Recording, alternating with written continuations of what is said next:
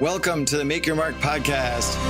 Hey everyone, I'm Mark Moyer, author of Win Again, speaker, career coach, and business advisor. And I help athletes, executives, and entrepreneurs reach their fullest potential. What you're going to be hearing in every single episode are conversations with athletes and other sports-related influencers. And we'll be offering you the insight that you need to succeed in life, including advice that will let you jump past your competition, whether it be for a great new job or taking your business to a much, much higher level. Make sure to connect with me on social media at Mark Moyer Coach and go to my website, markmoyer.com, to get access to the tips and strategies that my coaching clients get directly. If you're looking for ways to make your mark, send me an email to mark@markmoyer.com and I'll get you going right away. Thanks for joining me today. It's going to be an awesome episode. Now, are you ready to make your mark? Let's do this. Welcome to the Make Your Mark podcast. My name is Mark Moyer, and I'm broadcasting to you live from New York City.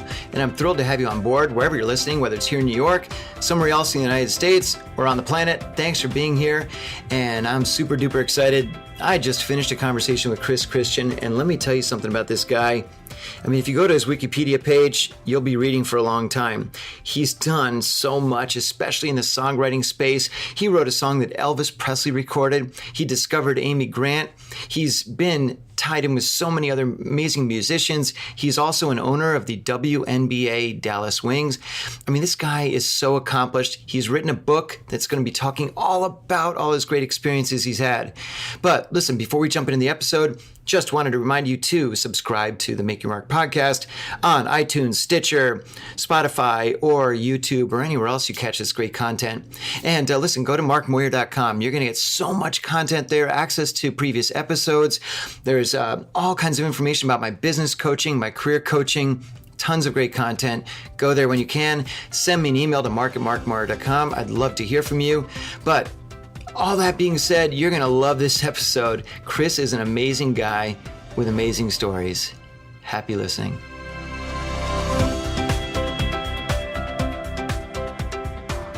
I am thrilled to have Chris Christian with me on the Make Your Mark podcast. We're broadcasting to you live from New York City, the Big Apple. And obviously, I'm thrilled to have you all on board, but I'm thrilled to have Chris with me. Chris has all kinds of exciting news to tell us. It's lots of stories. Just flew in from L.A. just for the podcast and a couple of other things, much smaller things than this. Yeah. Thanks for being here, Chris. Thanks, Mark. All right. Here. So first things first, you've had a very long career within the music space, film. You're now involved in sports ownership, which is very exciting. But tell me, what's your current thing? What's happening now that's got you all excited? Well, over about close to 40 years, I've had a journey that's been involved, like you said, in sports ownership, Elvis Presley, Kardashians, Amy Grant, a lot of movie studios. And so I finally put a book together that kind of, this is the journey and this is the story. And it's been a real fun last 2 years trying to put all that together. And the book's called Grandmother's Prayer, which first chapter kind of outlines why it's called that. But that's been the last passion for the last 2 years. And it sounds like you've got, the way this book is structured, it's sort of a collection of your stories. Is that right? Well, I'm the thread through it, but it's not just really about me. It's about when I met Elvis, and it's Elvis and me. It's really about Elvis. And then it's when I worked with Wayne Newton in Vegas. It's not everything I did in Vegas. It's about working with Wayne and meeting his boss, Howard Hughes, and just stuff like that. So then go to Kardashians. It's not so much about just me, but it's all some of the funny things that Robert Kardashian did, and some of the things that when I was 12, 13 years living there, the Kardashians before they were, no. That's right. Well, so you've got all these stories, and you said, from a lot of it emanated from your upbringing way back when. I don't mean to say it that way. Well, 36 years ago. Yeah. So tell me a little bit about some of your early days and really what got you going in this direction. I mean, what even got you started in music? Well, in the fourth grade, I went to my fourth grade teacher was named Mrs. Patterson, and she had a son in Abilene, Texas, that had a song on KRBC pop radio station. It was the top pop radio station. The Al Patterson song, Gina, was played on the station. So wasn't that cool? That was my teacher's son. So I asked my teacher one time, I said, would you ask your son Dal if he'd come sing his hit in our fourth grade class? not thinking that big stars don't go to fourth grade classes and perform, And so she said, I'll ask him. So 2 weeks later, Dal Patterson came, and, he looked like Elvis with that guitar stretched over and the long black hair and stuff. And about halfway through, I said, that's what I want to do. And so after he sang that song, I went up and I've talked to him, in the last year I talked to him. He told me all the questions I asked him. I said, I want to be a music person like you. How do you get your song on the radio? How do you make a record? And I started asking him all these questions because that's what I wanted to do. And so from that point on, I bought a ukulele, a guitar, a piano, and then in college, then here's really how I got to Nashville. Pat Boone heard one of my songs and said, I want to record one of your songs. And so I was going to get a job at the bank, Abilene called the First State Bank. My grandfather founded it. My dad worked there, so my mother was the first employee. And I was just going to go to Abilene Christian College and go to work at the bank. But my dad said, hey, summer job in college, go to Nashville. Here's $100. Go see what that music thing's all about. So I drove to Nashville, and that's one of the chapters is to Music City with $100, and it's kind of how that played out, and that turned into Elvis and Amy Grant, a lot of things. It's all incredible. And, there's so many amazing people you've met throughout your life, but really, I think a lot of people would be very curious to hear. I mean, we're all pretty familiar with Elvis. How did that come about? Well, it was a God thing, absolutely, because, I never played the song for him. And then Cheryl Nielsen was in a group called Voice that performed with the Stamps Quartet, went on the road with Elvis. Right. Yeah. And Elvis is quoted as saying, Sean Nielsen's my favorite singer.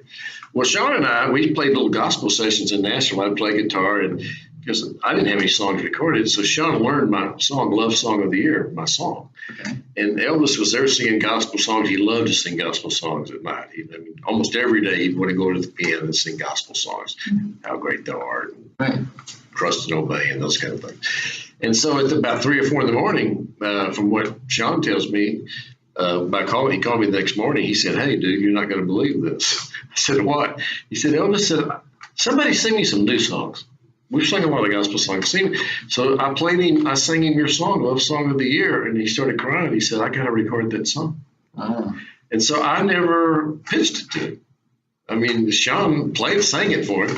And then when I was working in Vegas, he heard there, and then he called me and asked me to go to the opening of the Hilton, which is the biggest ticket in the world, is the opening of the Hilton for Elvis Presley on opening night. And I had to ask my boss, Wayne Newton, if I could have the night off. And of course, that was his number one competitor, was Elvis Presley. So that was a little awkward, but he was gracious. And so I went up, and then Elvis, I was just going to sit there in the corner. I couldn't believe there's movie stars, governors, all that. And he comes over and he goes, hello, Chris, I'm Elvis Presley. He's all dressed up, and I just went to the show. But I thought it was so interesting that he introduced himself. And I found out later he did that all the time. He never assumed somebody would know who he was. Of course, everybody did know who he was. Of course, yeah. But he never assumed it. He was a Southern guy, and he never wanted to assume that you knew who I was. So anyway, he clapped his hand, told everybody to be quiet.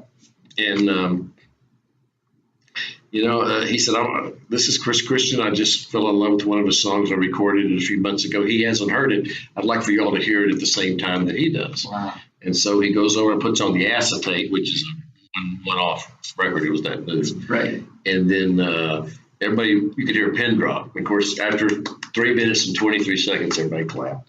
But here's what's really interesting. Elvis put his arm around me, and he said, what did you think about what I did with your song? He asked me what I thought about his interpretation of my song. Wow. I've had 1,000 songs recorded since then. The Carpenters, you name it, Border Sisters, Dalico. There's only one person in my whole career that ever asked me, wow, how do you feel? How did you like what I did with your song? And it was Elvis Presley. And what'd you tell him? Well, I said, it's incredible. He was what he didn't know. That was the first song I ever had recorded, ever. Wow. And I wrote the song in high school. He didn't know that. Now, how old were you at the time that this song went down? 21. Wow. So you're sitting there going, wow, here's the king. And he's asking me what I thought of the song. Yeah, what did you think of my version? And I'm just, I mean, you could have got you could have had a kazoo, and I probably would have thought it was great. But no, it's a great, it was a great version, and from what I understand, it meant a lot to him. Oh, that's great. Well, now so things obviously kind of, you can run with that. Hey, guess what? Elvis recorded one of my songs. But how did that really launch things, or did it launch things, or had you already been going, or what was going on in Nashville at the time? Really, a guy named Mike Curb was one of the top record guys of all time. He later on signed Leanne Rimes and David Pigula in my life, Tim McGraw, Hank Williams Jr. Wow. He started the Osmonds when he was 23. And so Mike was my mentor, and he put me in a group called Cotton Lord and Christian. And, that was even before the Elvis thing. And we had 2 top 10 pop Billboard records, and we had hits around the world in different countries. So I had that thing, and then I went back to Nashville, and then I went to Vegas, and then Elvis cut it. And it just, I met, the first time I met Elvis was that opening night at the Hilton that I just told you about. It's the first time I met him. Right. But then he invited me to come to Memphis many times over the next number of years. We're seeing a movie. Hey, I got a movie. I got Jonathan Livingston, The Seagull. It's not coming out for 2 or 3 weeks. And you want to come down? Okay, why don't you fly down? Let's go to and he had about 20 people he'd bring in to go to a mall. He'd get the Memphian Theater in Memphis. And, he just imported his gang. I asked his half-brother, Ricky Stanley, one time, I said, because, at the time, I'm around Olivia Newton-John, I'm around B.J. Thomas and Elvis, and it's just kind of my normal. They're cool, and I was really excited, but it was just a normal thing of what I did for a living. But I asked Rick Stanley, his half-brother, one time, I said, why did Elvis invite me so much to come to Memphis and to be a part of this? Because I was kind of a nobody. Right. I mean, I really wasn't. Other than him recording, I was kind of a nobody. Right. And he said, Elvis didn't want to talk about movies. Elvis wanted to talk about God, and you're a man of faith. That's what his half-brother said. And he was. And then now that I know Sam Thompson, in the book, Sam's wrote a whole thing on Elvis. And it's Linda Thompson's brother, who was Elvis's good friend. And then it was his bodyguard the last 7 years of his life. And he tells stories. Elvis was always searching. He was always searching spiritually. Interesting. Yeah, always. In fact, there's an interesting story. It was a Maharishi, somebody Elvis wanted to go see, and he said, Sam, go buy a chain with every emblem of every religion in the world on it. He said, like a Buddha, get me a cross, get me everything, everything. And so he said, well, why? He said, just do it. So he went over to, it wasn't Maharishi, but it was one of the spiritual gurus, So he walked up, and Elvis had like 40 chains, like all wrapped around with a different Buddha and a Star of David and a cross and everything. And so the Maharishi goes, my son, are you confused? And Elvis said, no, I'm not confused. I just don't want to miss heaven on a technicality. Oh, nice. I like that. So, he had a good sense of humor, but he was always searching. He was searching for the meaning of life and searching for God, always. Why do you think? I mean, here's a guy that has been, for many, many years, hit record after hit record, fame, fortune, all that sort of thing. And I know some people embrace it, some people struggle with it.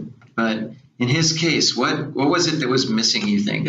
Well, he knew that Elvis was a character. He knew that. He knew he wasn't Elvis. Yeah. He knew there was him, right, and there was Elvis, the guy he was playing. Yeah, the guy he was playing. Yeah. Just like an actor, when you're not. Like remote, you're not Maverick, right? You got a name, and now Maverick's what you play in the movie or the TV. And he knew.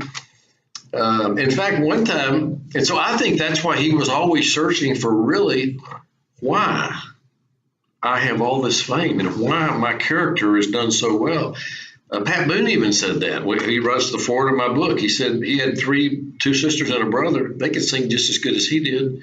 And I don't know if you remember Pat's career. You're old enough, but he was the number one pop star in the world, of course, and number one movie star. And he said, "Why me?" In some ways, I think when I go to Nashville, when I signed a girl named Amy Grant that was 16 years old, was not looking for a record deal, and she wasn't trying to even get a record deal, and now it's up to 40 million records. Why me?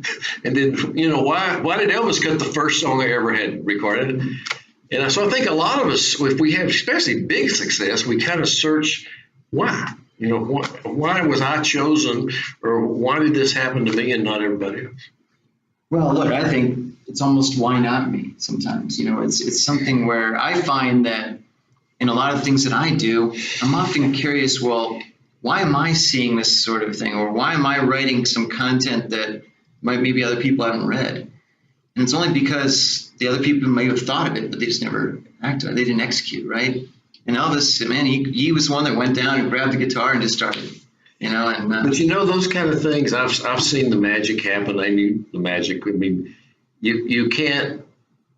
It's a thing that happens, and you can't be smart enough. You can't work hard enough to get Elvis Presley to record your first song ever. You're not. Nobody's that smart. Nobody's that good. Right. And to me, the whole book is these things should not have happened, but they did. I mean, that's kind of repeated all the way through the book. And the book's called Grandmother's Prayer because which really ties the whole book together, because when I was 5 years old, my grandmother, every time we'd have breakfast, pray for a meal, we'd pray at church. I mean, every time we'd pray, and we prayed all the time. It said, help little Chris go into the world and preach the gospel. Now, in the Church of Christ that we grew up in, Amy, me, and we all grew up in the Church of Christ, we believe that you're supposed to follow the Bible exactly like it says. So if it says go into the world and preach the gospel, that's not figuratively. That's like the world, like Australia, right, England, Swahili. I mean, wherever. Yeah. And so for a 5-year-old boy, it's kind of bothering me. It's freaking me out. Because if I don't go into the world and preach the gospel as a 5-year-old boy, will I not go to heaven? And it's a heavy thing for a little boy to kind of process. Yeah. And so the umbrella of my grandmother's prayer, these things happen that never should happen. And what happens is I go there and B.J. Thomas, goes to platinum records on his first Christian album. Amy Grant's now 40 million records. That started an industry called contemporary Christian music that goes into the world and preaches the gospel. So that's the answer to my grandmother's prayer. So speaking of contemporary Christian music, if I wanted to be an artist in that space, what am I writing songs about specifically? Or are there ground rules? Are there things I should say or shouldn't say in the lyrics? Or what puts a song in that category versus pop or rock or something else? I think today, no, I don't think there's too many ground rules today. But when we started out, let me paint a picture for you. Sure. There was gospel music with quartets, right, singing How Great Thou Art and Swing Low, Sweet Chariot, right? Yeah. And then there was maybe some freaky Jesus rock people. Okay. That's what was in Christian, that was gospel music when we started out, when I started. Yeah. And I came together and I did Carpenters and Three Dog Night in Chicago, and I put that music with lyrics that could be any about faith. Sometimes they were lyrics. You remember there was a group called America that had huge hits. Yeah. With Dan Peake, I did 2 records on him, and we did a song called All Things Are Possible. It was top 10 on Billboard, and it was number 1 for like 13 weeks in the Christian chart.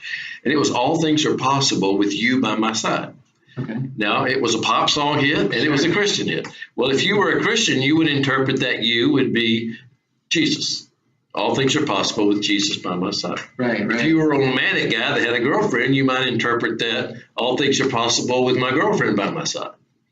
But we had this sometimes we had to kind of do the you song. We call it the you song, because you could be interpreted however the listener wanted to. And I think that's what helped us bridge the gap, getting out of the quartets and the old gospel. And actually, we're in the mainstream. And now, I mean, shoot, there's Switchfoot, Three Doors Down. I mean, there's lots of even YouTube, not YouTube, Bono. Yeah, YouTube. Yeah. They started out as a Christian group, right? Yeah, so, it's or singing songs about faith anyway. Let me Sure. put it that way. Now, the The interesting thing about that is that, as you said, I mean, there was Spirit of the Night. That was a huge song back in the early mid-70s. Norman Greenberg, what was his name? Greenbaum? Greenbaum, yeah. And so on one hand, you've got the music, then you've got the lyrics that go with it. So with that said, you're in Nashville, what happened with Amy Grant? Like, what happens if you meet a 16-year-old young lady and you say, you know what, you're going big? No, we didn't know that. No, what happened was Pat Boone, there was a little group that sang at church named Dogwood, and I called Pat. His mother was praying that he would go into the world and praise and use his talent for God. Okay? My grandmother was praying the same thing. Yeah. So all of a sudden, to me, it's no coincidence that Pat gave me $5,000 to do the first album I ever produced, and I never produced anything. So I mean, I had no track record. There was no Christian industry, and this group never did a record. There couldn't be a more risky thing to do than to take a group that never did a record for an industry that wasn't mature at all, and the producer who had never produced a record. So it was just Pat throws money at it. Well, that turned out to be very successful, and the guys at Word Records had just signed B.J. Thomas to do the first Christian record, and he was a big pop star. I mean, this is right after Raindrops and Somebody Done Somebody Wrong song, Hooked on a Feeling. He was a big star. And so they heard that group Pat gave me a chance to do called Dogwood, and they said, that's the guy that needs to produce BJ. So I did BJ, and it went to 1 million units. Now, that's in a day when 15,000 sales in gospel was big. Yeah. The biggest group was the Imperial, selling 15,000. And we did Home Where I Belong with BJ and went 500,000 quickly, and now it's 1 million. And so word called down, the label said, look, we don't know what this is new stuff. You know, we're not sure what to do with this, but we're going to pay for 5 albums a year for 5 years. And so it'd be in essence of $2 million, because 50,000 an album times 5 is 250. Right. And in 76 till now, that's roughly about $2 million a year. And I was 21 years old, and I just had $2 million. But now I had a problem. Who do we do records with? There weren't Christian records. Well, there's no Christian industry. There's no publishers. There's no songwriter. Right. And so Amy, my roommate in college, Brown, he said, well, you know, Amy, she's got a few songs at church. I said, well, he went and demoed 2 or 3. I listened to them. So I called the Word, and I said, well, we got the first artist. She's called Amy Grant. Because we didn't know what an Amy Grant was, you know. So, but it wasn't like, hey, I heard you're going to be big. Yeah. No, that was not it at all. We just needed to fulfill our agreement. Yeah. We didn't know who to record. And Amy had some. But you know what? Amy was believable. I mean, she wasn't mature as a songwriter. She was only 15 or 16. Mm-hmm. She was just starting to write. But she was a sincere person. She was believable. And she has a charisma. And she has it today. When Amy walks into a room, I mean, it lights up. Yeah, lights up. And she was that way at 16. So she did have that. And like I say in the book, I said, you know, really, Home Sweet Home, I signed her to my production company, Home Sweet Home Production. I said, I was fortunate to be the launch pad for a lot of artists. And the launch pad said Home Sweet Home Production, but there was never any question that the rocket said Amy Grant. You know, I was never on the rocket. And I never wanted to be on the rocket. Well, you were the rocket launcher. I was a launch pad. I launched it, and that's okay. After that, well, it's fine. I mean, it's up to her and God and what happens with that. But I'm going to launch it as high and as far as I can. Right. But that's why when you said, "Hey, you're going to be big" and all that, I mean that was not it at all. Now, so Amy's one of them, and then what made you decide? Well, you know what? This is, you know, I'm 21, 22, 20. I'm getting in my 20s. I'm in my 20s. This is it. I love doing this. I mean, what sustained you throughout? Did people start coming to you and saying, "Hey, we've heard your stuff. We'd love to have you produce, write songs"? Well, I didn't have to hear anybody. I mean, I had a 5 albums a year deal for 5 years. So nobody had to hear my stuff. I could sign anybody I wanted to. All right. It was up to me to sign them, and I'd just give them the word, they'd market them. But Brown Bannister was my engineer, and we were always half of the top 10 in any given week in the Christian marketplace. Right. And it lost kind of its challenge to me. Right. So there's a chapter in the book called Can I Swim with the Big Fish? Because, I mean, we were at the top of Nash. I was doing B.J. Thomas, Olivia Newton-John, working with her, Amy Grant, everything we did was top. We had top 5 of all the top 10 charts. And so in Nashville, we kind of done it, you know, when I was 22 years old. And so I wanted to go to L.A. This is really where the best people in the world are. If you can do it in L.A., you just competed with the best in the world. Of course. So I go out there, and first guy meets Robert Kardashian, and he gets me a record deal with Neil Bogart and brings in Bob Gaudio, who's Jersey Boys. He had just finished Neil Diamond, Coming to America, and some different songs. And so he produced it, and sure enough, we had a top 10 record on that, and had Frankie Valli, Chicago, Nigel Ocean, Elton's drummer, Amy Holland, Cheryl Ladd singing on the single. So it was just an incredible experience. Now, how much time were you in LA? I mean, were you in LA permanently? Were you partially? About 8 or 9 years. Yeah. But we had a home and a studio in Nashville. So we were always just, and we had an office in Dallas. I put my business office in Dallas because I knew one day I would be back in Dallas. And I didn't want to build an office in California. And when it was time to move, having to either let go people or move people. Right. So we had an office in Dallas. We had an LA studio and a Nashville studio. And Brown and I we were working on 9 albums at a time. I mean, at any given time, we had 8 or 9 projects going.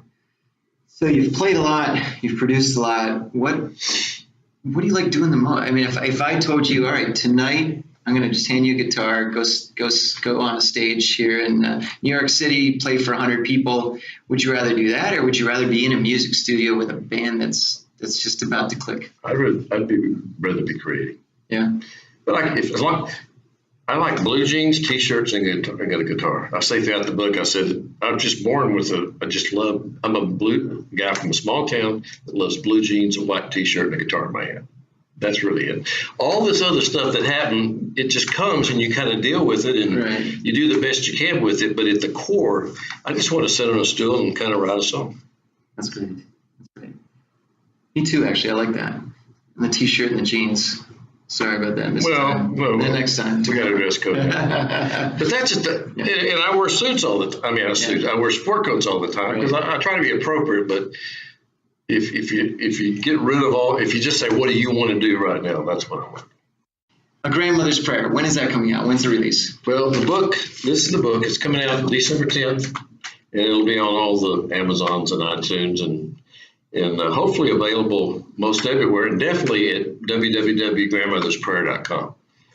Now, it's a solid book. It's a great read for everybody. It's going to be an awesome, not just a seller, because, it's one thing to sell a lot of books. That's wonderful. But it's another thing to really be able to put out there something that you're so proud of and something that you really, it's you. It's your life. I mean, I know it's you and Elvis, you and so on. But the point is you're sort of exposing everything. And sometimes there's excitement about that, to see what people, how they react.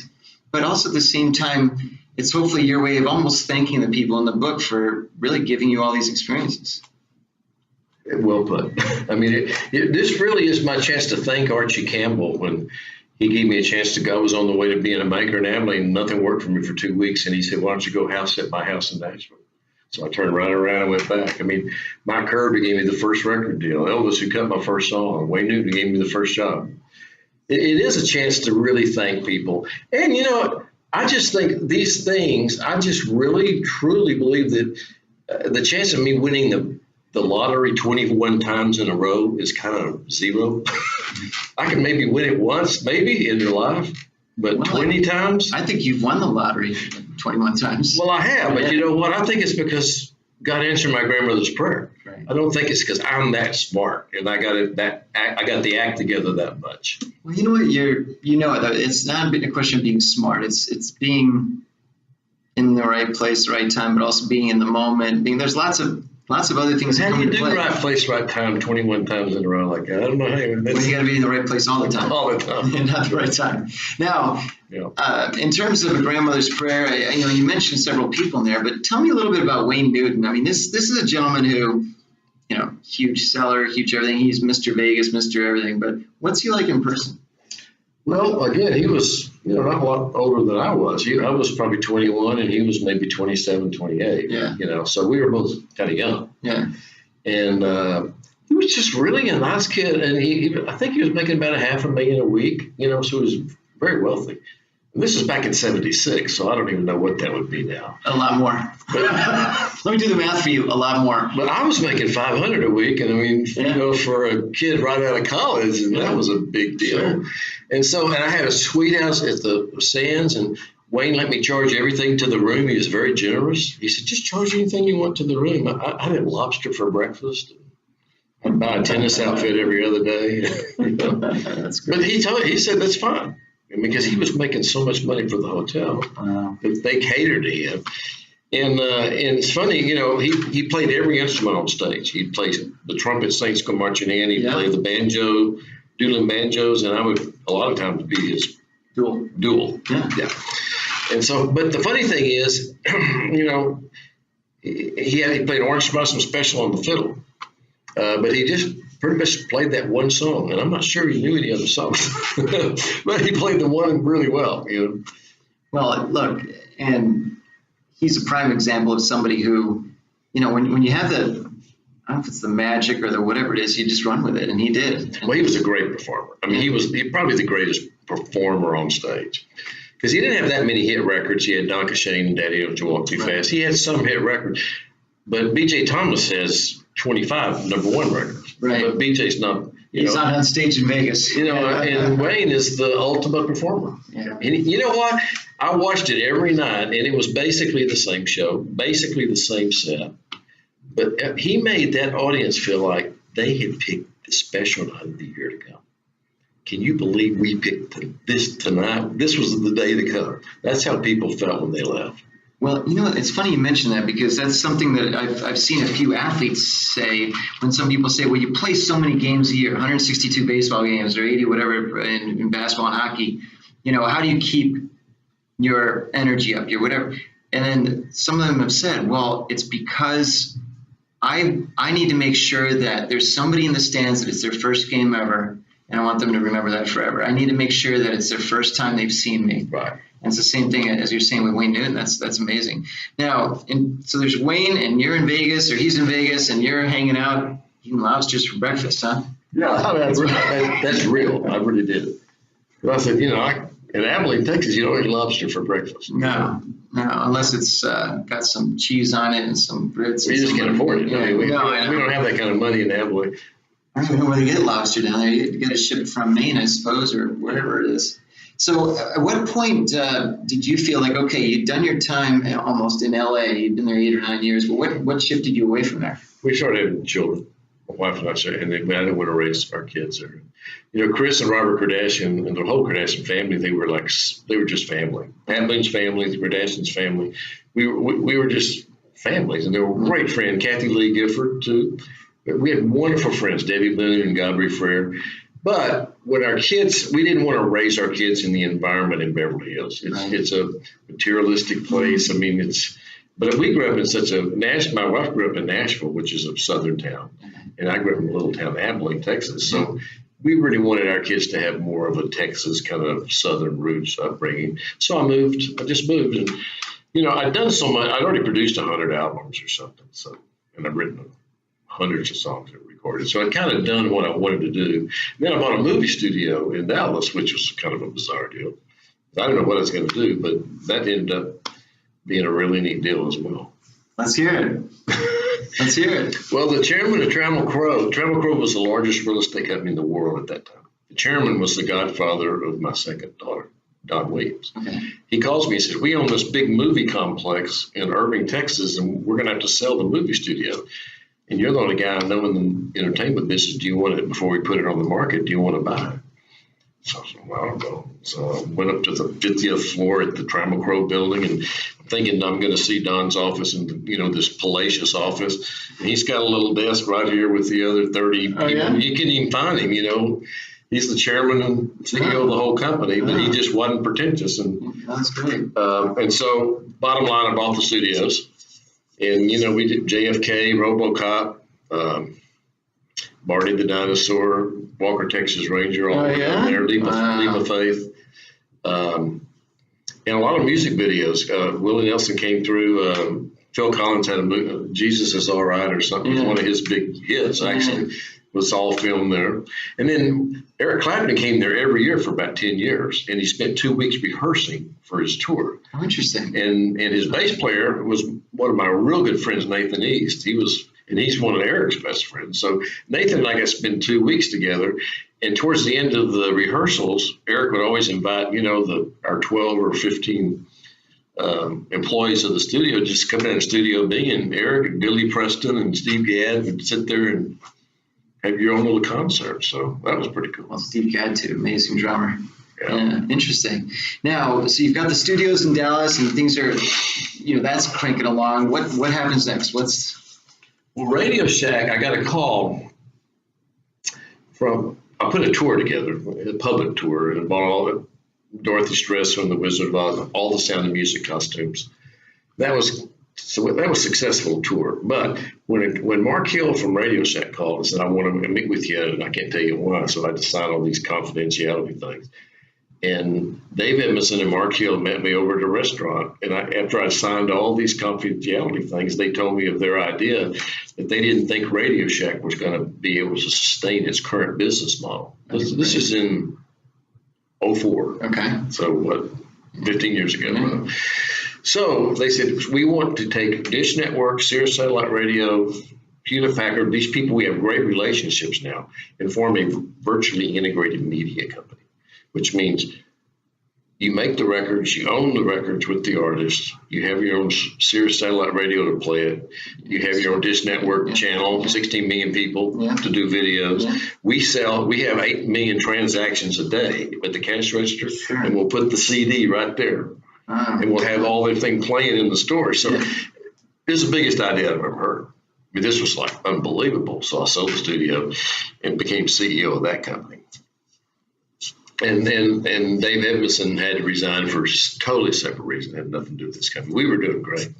And so bottom line is I bought all the assets back from that company. But it was a great ride, and we really figured out how a virtually integrated media company should be put together. And it was working. Wow, that's incredible. So so you've got the book, but what's on the horizon for you? What's next? Well, I think really this book is a passion, but not just because of a book. Right. Here's where this is headed. Where this is headed is I'm going to do a tour, and I'm going to talk about the beginning of contemporary Christian music. There's a lot in the book here that I just can't tell it all, and I can't tell it the way I would just talk to you. Sure. And so I'm going to tell the Elvis stories. I'm going to tell a lot of the times with Robert Kardashian, the funny things, and the Gerbert. I had a children's show. That's a whole other deal. It's a preschool show. We're going to get back on the air. But what I really want to do when I do this tour is adopt a grandchild foundation. The Grandmother's Prayers Foundation will go around, and there are so many grandchildren who do not have a grandparent, or they are estranged from the grandparent, or they don't have a grandparent. Right. And we want to find people that have some expendable time and willing to invest some time in a grandchild, whether it's once a week, twice a week, it's really interesting. 3 times a week. And it's like, there are other things like that with children in foster care and Make-A-Wish and all that. Right.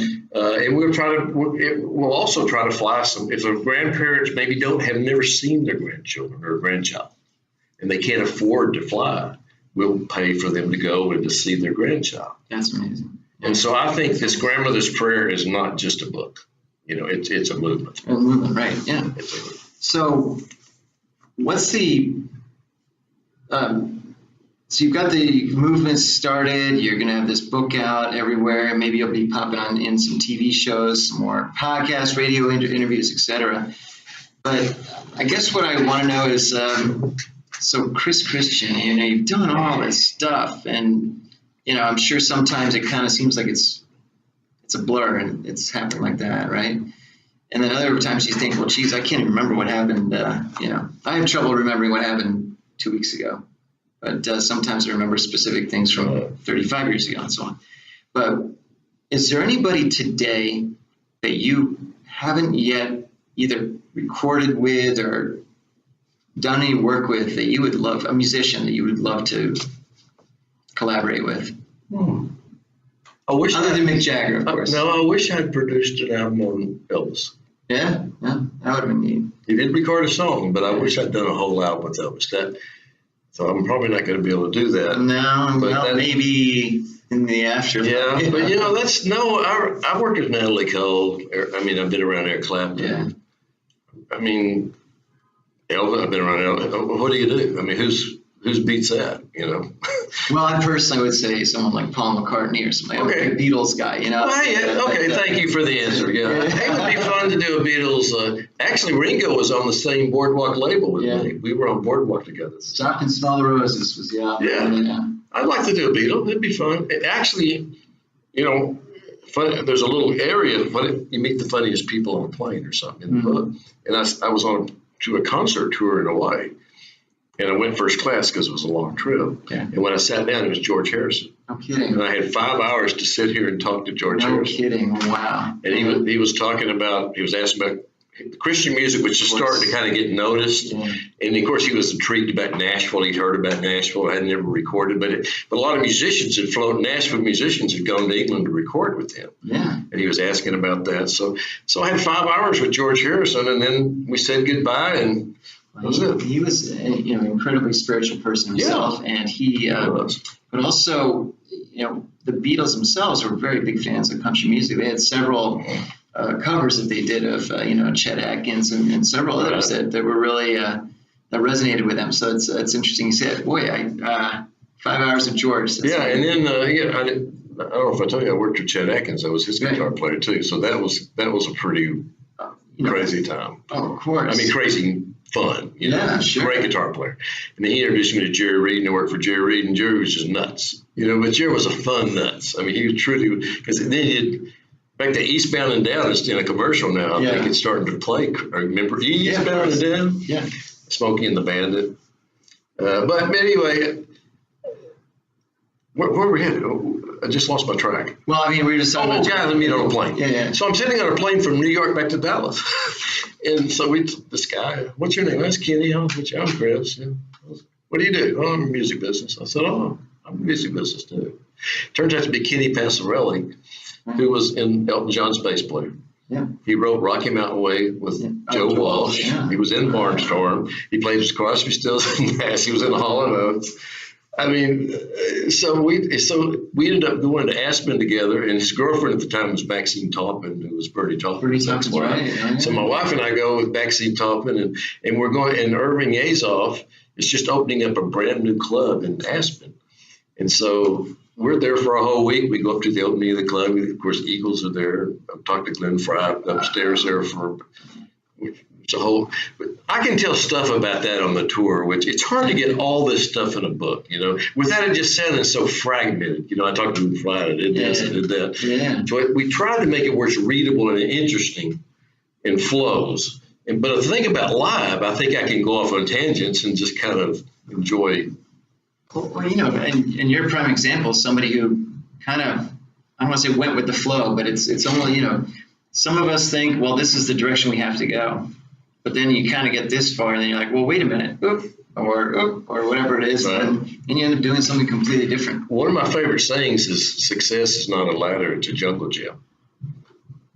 All right. Because that's just what you said. Yeah. You got a plan on where your target is. And you say, okay, here's where we're going, but realize that there's going to be a rope swing by and you better grab it because that next step's going to be gone, You're going to do 3 steps, and all of a sudden you look for the 4th one, and there's no 4th step. Some rope comes by, you better swing over here.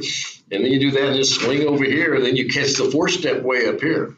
Oh, that's interesting. It's I was just picturing being on a jungle gym, and then I decided I shouldn't picture me being on a jungle gym. But so I'm going to jump to a segment that I like to call Hit Your Mark, and it's just a couple quick questions that, but I think, one of the most important things about this book is that you're really laying out people that have made an impact on you, but also people that are, conceptually, you've made an impact on them, right?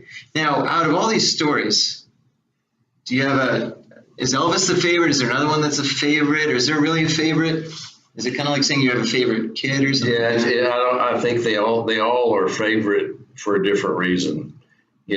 Working in the studio with a 16-year-old girl that's not even trying to make a record and trying to figure out what that could be like, and then have it just go into the world and explode. You know, it's millions and millions and millions. That's exciting. Yeah. But I mean, it's hard to beat going up to the penthouse at the opening of Elvis Presley and have him come over and introduce himself, clap his hands and tell everybody to be quiet and play your song. I mean, and then ask you, did you like what I did with it? I mean, I don't know. I don't have a whole lot that can top that one. No, that's pretty well up there, especially, you know, what do you think? How'd you think I did with it? Yeah, that's incredible. How did you like what I did with your song? That's what he said. How'd you like? Now, did he have it in his? Was the accent the real thing, or was it? Well, he was kind of shy. He was shy, actually shy. Yeah. Just a little bit. I mean, he was just a shy guy. Interesting. Pat Boone, I interviewed Pat, and Pat was a big star when Elvis opened for Pat. Right. Up at the Louisiana Hayride and different things. He would come on and open, and he would up and he said, well, Pat said he put out his hand like a fish, you know. And he said, Elvis, you seem kind of nervous. He said, oh, you're a big star, Pat. I mean, he said, and then Pat goes, well, I hear you're going to be a big star too one day. Oh, I don't know about that. He was just very nervous, you know, and very shy. Yeah. And Pat, to hear Pat talk about his handshake, of course, he learned that eventually, you know, not do that. Yeah. But now, I asked you earlier, you know, is there somebody you'd want to record with? But a separate question is, I like to ask all my guests, give me 3 people you'd love to sit down and have a dinner with, drink with, whatever. I think it'd be alive, dead, doesn't matter. Just 2 or 3 people you think from history, it could be anything. I was 21 to 25 when I was with Elvis. Mm-hmm. And you're not thinking real deep at 21. I would like to Elvis. Okay. If I could do Jesus Christ, I'd do that. Be interesting, yeah. That'd be amazing. You know, it's almost like I met everybody else. It's almost you like did not meet George Washington, did you? No. See, I'd pick him. I think George would be an interesting guy, or Abe Lincoln, or or Napoleon, or some of these historical. It's such a big question. I guess you can, depending on what. I'm not a politician. Yeah, I guess I wouldn't think that way. I could, since you brought it up, it'd be really neat to meet him. Abraham Lincoln or whatever, but now in this PC world, no matter who you say, somebody thinks that you're a bad guy because you wanted to meet X, Y, and Z, right? Yeah, I guess so. Unless I said I wanted to meet Gilligan, I think I'd be okay there. Or Maxwell Smart, that's another guy I'd like to meet. So, last thing really is, this is called the Make Your Mark podcast because I like to talk to people that are making their mark. And your name's Mark, and it is. Which just fits perfectly. Yeah, wow. Thank goodness. Did you think about that? Well, you know what? When my parents were trying to think of a name, they said, someday this young man is going to have a podcast, so we better call him Mark. Or did they say, when they first got married, but let's make it Mark? Let's make your I don't want to know any of that stuff that went on. Anyway, but what the heck was I going to ask? Anyway. But anyway, look, I think what I'd love to hear from you is, you know, and you can give me the short version, but what is, you know, the legacy? I want, you know, not that anything's bad is happening to you now, but, you know, when people eventually look back at you, you know, what do you want them to say about Chris Christian? I really think this grandmother's prayer idea is my legacy. And I think it takes all the unbelievable things that happened to me that I feel like I worked hard, but you don't win the lottery 21 times in a row. Right. And I did. Right. The things that happened to me shouldn't happen. And if I could connect foster grandparents with grandkids and give kids infrastructure. In the 50s and 60s, we had a family unit. We had mother and a father, and they each had grandparents, and they always came over and inputted in the grandchild's life. And they were a major part of bringing up this grandchild, because the young parents have to work, and, you know, they have a business, but the grandparents have expendable money, expendable time. They take them to the zoo, they spend time with them. And I just feel like if I can somehow connect some elderly people that have time and expendable time and money with some kids that don't have grandparents, to me, if I can take the Kardashians and Elvis and Amy and everything, all of that, which are really interesting stories, and cause an attention to how much my grandmother prayed for me and how important she was in my life. And that's why hopefully other people will want to make an effort to be important in someone else's life. And that to me that would be the legacy I'd like to leave. That's incredible. Well, listen, I truly I'm impressed with everything you've said, not just with grandmother's prayer, but just the way you like to look back on everything and, really lay it out in a way that really is relatable to everybody. And I'm sure that's how you've written the book. I look forward to buying it. I'll grab a couple of them, maybe 242,000 of them. Grandmother's Prayer available on your local book. But anyway, but thanks so much for being on. Thank you, Mark. I really appreciate your time. I hope we made a mark here. Oh, one or two marks. Yeah, here we go. And look, enjoy your time in New York. I will. Thank you, Mark. Thank you. Thanks.